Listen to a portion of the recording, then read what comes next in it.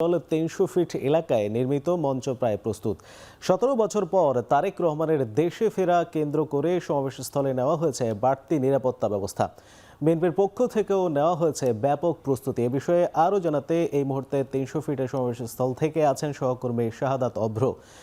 সমাবেশস্থলে নেতা কর্মীরা ভিড় করছেন, মঞ্চ তৈরি হয়েছে, নিরাপত্তা ব্যবস্থা সব মিলিয়ে আপনার কাছে এই মুহূর্তে কি তথ্য আছে জানাবেন।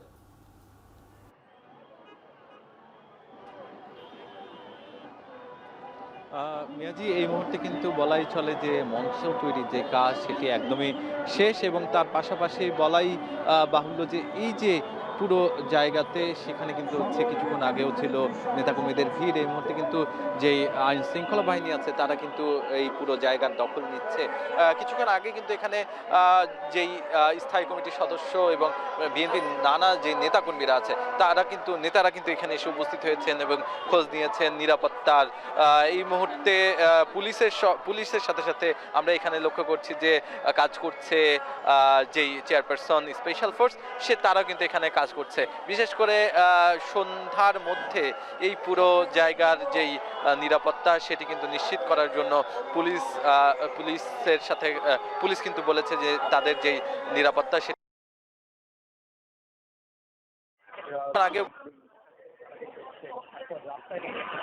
আর মঞ্চ কিন্তু শেষ মুহূর্তের যে প্রস্তুতির জন্য কাজ করছে।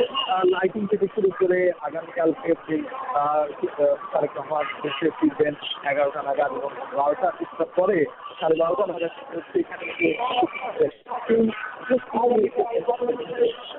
ঢাকা সহ ঢাকার আশেপাশে এবং বাংলাদেশের প্রান্তিক জায়গা থেকে হচ্ছে এখানে কয়েক হাজার মানুষ। এবং আগামীকালকে কিন্তু বলা হচ্ছে যে সর্ববৃহৎ দেখবে বাংলাদেশ। আর সেই জায়গায় কিন্তু প্রায় 10 থেকে 15 লাখের অধিক মানুষ আসবে বলে 15 লাখের অধিক মানুষ আসবে বলে আশা প্রকাশ করেছে বিএনপি, এবং তারা বলছে যে আগামীকালকের যেই জনসভা দীর্ঘ 17 বছর পর তারেক রহমান দেশে ফিরে ঐতিহাসিক যেই স্বদেশ প্রত্যাবর্তন, সেই স্বদেশ প্রত্যাবর্তনকে কেন্দ্র করে কিন্তু হচ্ছে সাধারণ মানুষও কিন্তু আসবে, শুধু নেতাকর্মী নয়। তার পাশাপাশি যদি আরও একটি বিষয় আপনাদেরকে বলতে চাই যে এভার কেয়ারে যাওয়ার পথে কিন্তু তিনি এখানে আসবেন এবং কথা বলবেন।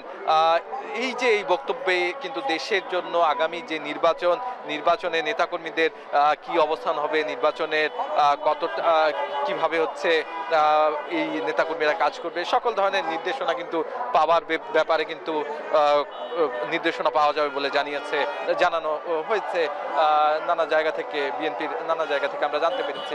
এই মুহূর্তে বিভিন্ন বাস আমরা দেখতে পাচ্ছি এখানে এসে কিন্তু অবস্থান নিয়েছে। তাদের ঢাকার বাইরে থেকে বিশেষ করে তারা এসেছে এবং তারা এসে বলছেন যে কোনো মূল্যেই হোক আগামীকালকে যেই তারেক রহমানকে দেখার যে প্রচেষ্টা, তারা একবার শুধুমাত্র তারেক রহমানকে দেখবেন বলেই কিন্তু তারা এখানে এসে পৌঁছেছেন। তবে তাদের জন্য আলাদা বিশাল জায়গা কিন্তু রেখেছে বিএনপি।